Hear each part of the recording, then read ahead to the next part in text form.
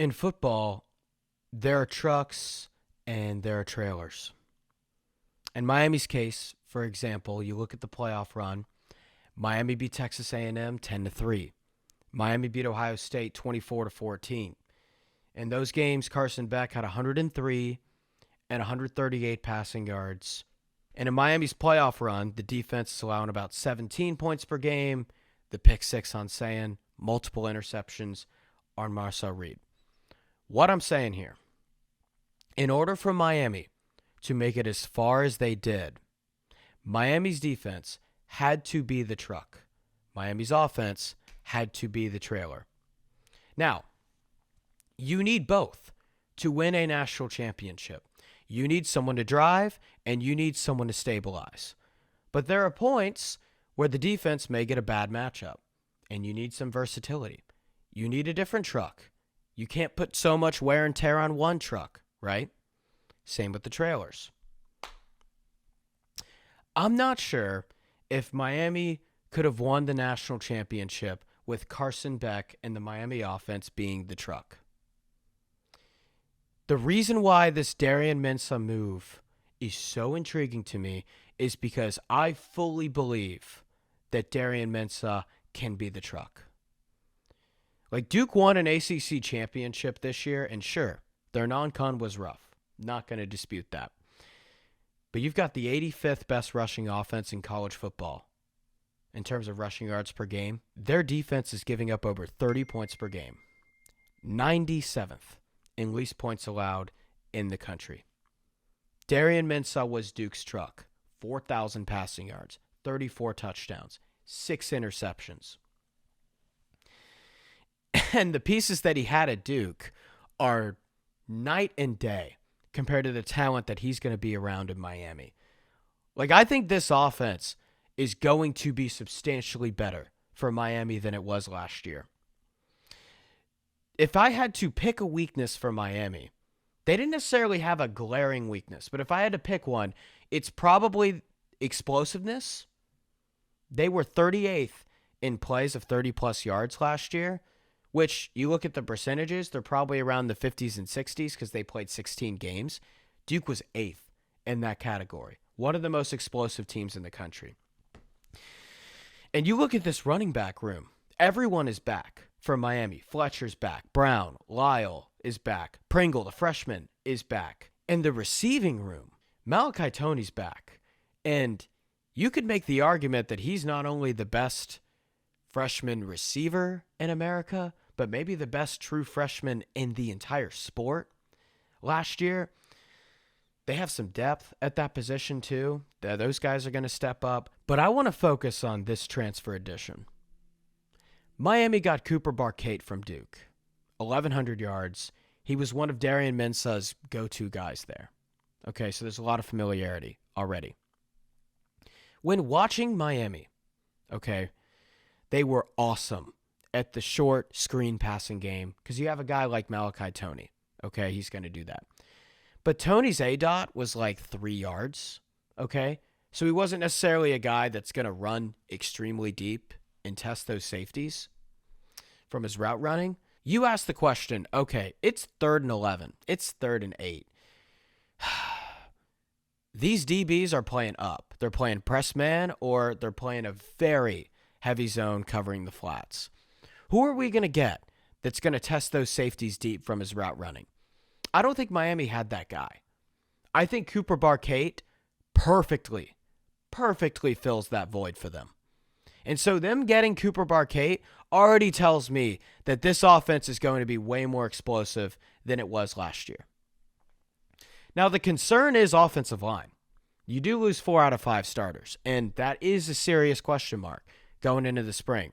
I will say, if Cristobal's staff can coach any position group to its potential, it's offensive line. And the defensive side of the ball, too, I am kind of bewildered that Corey Heatherman didn't get any head coaching looks. Like, Miami's defense in 2024 was a dumpster fire. Dumpster fire. 27 points per game allowed, 70th least. And with that type of talent that they had, No excuse to be doing that. Heatherman shows up to Miami. He's given up 15 points allowed per game this year. 5th lowest in the FBS. 1 year difference he did that.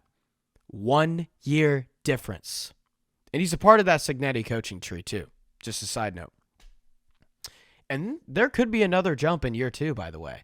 And Minnesota, who hired Heatherman in 2024, gave up the 10th least points per game in the FBS with him as the D coordinator. He leaves, bam, 56th in points allowed, 25 points per game. So the production seems to follow Corey Heatherman. Just going to put that out there. And you look at some of the personnel that Miami's got. Yeah, they lose Bain and Mesidor at edge. And maybe the edge isn't going to be as good as last year for Miami. I don't know if we're going to see a lot of D-lines as good on third down as Miami's was last year, just in general. But they got crazy depth at that position already. You go and get Damon Wilson from Mizzou, who was 3rd in the whole SEC in pressures. You look at what they have at defensive line. Ahmad Moten Sr.'s back, as well as Justin Scott. So you're already allowing 3.0 yards per carry as a team. That's top 10 least in the FBS. And they've got depth out the wazoo at that position as well. And they got some talented guys in the portal to go along with that. So this D-line's going to be great. Linebacker could be a question, but with how Heatherman behaved in the portal, he wasn't aggressive at all going after linebackers. He may trust the guys that he has coming up. And you look at them at secondary, the guys that come back, Poyser at free safety, Lucas at corner, Xavier Lucas. Look at what that defense of Miami was in the first half and the second half when Xavier Lucas was out in the first half. There was a difference. Just going to say that. And they already have some, as usual, because of how they've been recruiting, amazing depth in the secondary. And they went and got Omar Thornton from Boston College at safety to replace Jacoby Thomas. So they're probably going to be better at that position. So the combination of explosiveness on offense that Miami's going to have and what they've attained, what they've retained on defense, and what they've gotten, who's calling the shots on defense, that is a recipe for national championship contention. And this Darien Mensah move is huge, guys. Because if it weren't for Miami getting him, I look at this Miami team as they're going to be great on defense. They're going to run the ball good enough, but that quarterback position is just really going to hold them back. And now they got a truck in Darien Mensah. And that changes everything of how I perceive this football team.